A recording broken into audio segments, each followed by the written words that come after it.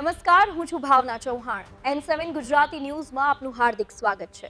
ચાલો જાણીએ આજના મહત્વના સમાચાર. વડોદરામાં એસએમસીના ધામા. નંદેસરીમાં દારૂનું મસમોટું નેટવર્ક ઝડપાયું. સ્ટેટ મોનિટરિંગ સેલ એસએમસી એ ફરી એકવાર કડક કાર્યવાહી કરીને સ્થાનિક પોલીસની ઊંઘ ઉડાડી દીધી છે. વડોદરાના નંદેસરી પંથકમાં એસએમસીની ટીમે મોડી રાત્રે ઓપરેશન પાર પાડીને લાખોની કિંમતનો વિદેશી દારૂ જપ્ત કર્યો છે. એસએમસીને બાતમી મળી હતી કે રડિયાળીપુરામાં વિદેશી દારૂ વિપુલ માત્રામાં પકડી પડ્યો. લાખો માત્રામાં દારૂનો જથ્થુનો જથ્થો ઝડપાયો.